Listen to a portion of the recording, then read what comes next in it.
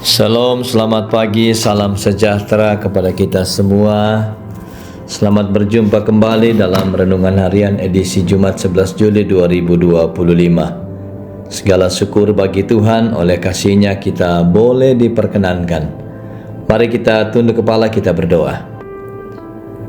Kepadamu Tuhan kami datang menaikkan pujian dan syukur, sebab sungguh hanya oleh karena kasih karunia-Mu kami boleh bersama-sama menjalani kehidupan juga hari ini.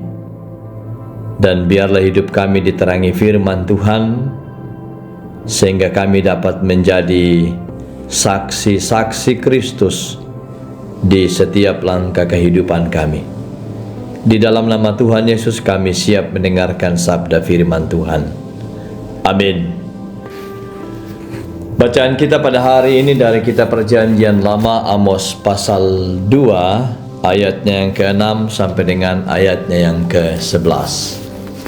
Lembaga Alkitab Indonesia memberi judul Hukuman atas Israel. Beginilah firman Tuhan, karena 3 perbuatan jahat Israel bahkan 4, aku tidak akan menarik kembali keputusanku. Oleh karena mereka menjual orang benar karena uang dan orang miskin karena sepasang kasut. Mereka menginjak-injak kepala orang lemah ke dalam debu dan membelokkan jalan orang sengsara. Anak dan ayah pergi menjamah seorang perempuan muda sehingga melanggar kekudusan namaku.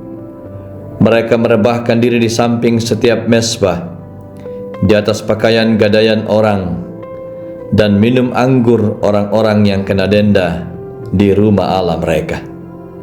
Padahal akulah yang memunahkan dari depan mereka orang Amori, yang tingginya seperti tinggi pohon aras dan yang kuat seperti pohon tarbantin. Aku telah memunahkan buahnya dari atas dan akarnya dari bawah. Padahal akulah yang menuntun kamu keluar dari tanah Mesir dan memimpin kamu 40 tahun lamanya di padang gurun, supaya kamu menduduki negeri orang Amori. Aku telah membangkitkan bagian dari anak-anakmu menjadi nabi, dan sebagian dari teruna-terunamu menjadi nazir. Bukankah betul-betul begitu, hai orang Israel? Demikianlah firman Tuhan.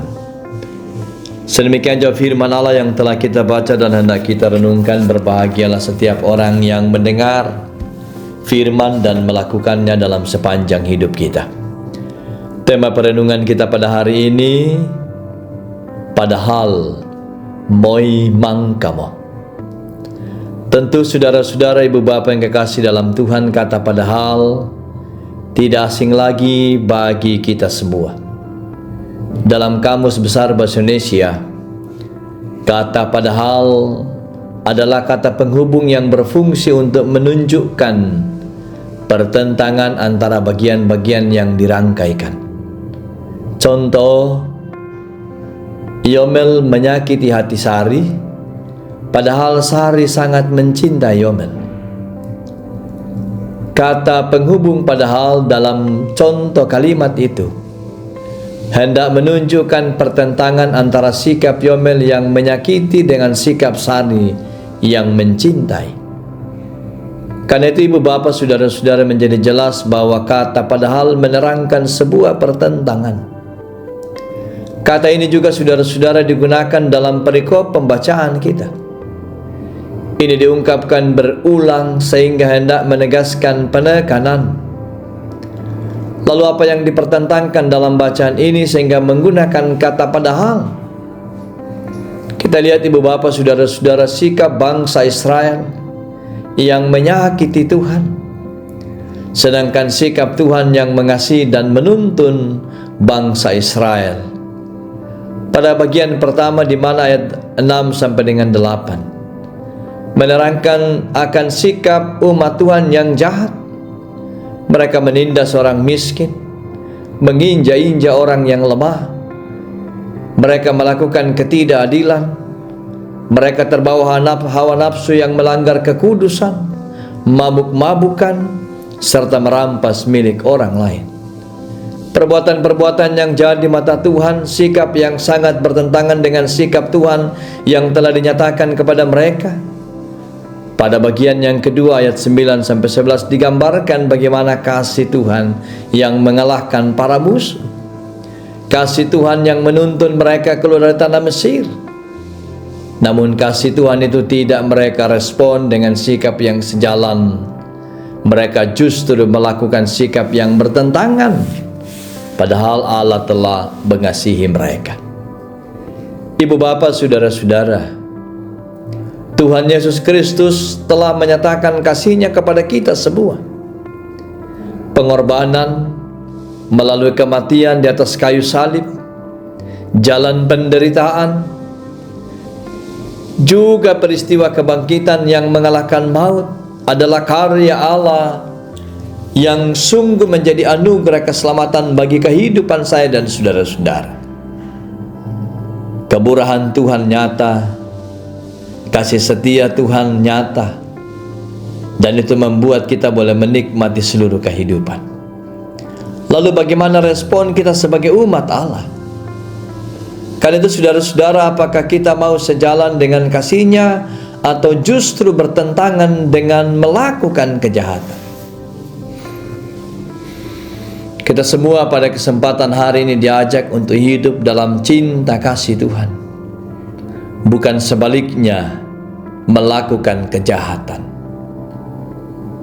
Cinta Tuhan bagi kita hendaknya direspon dengan mencintai juga, mencintai sesama, mencintai seluruh ciptaan Allah, bukan menyakiti Tuhan.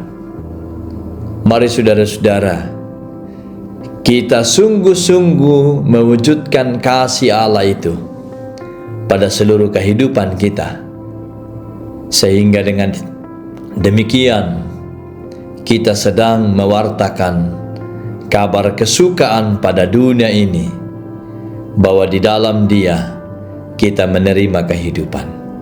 Amin. Mari kita tunduk kepala, kita berdoa.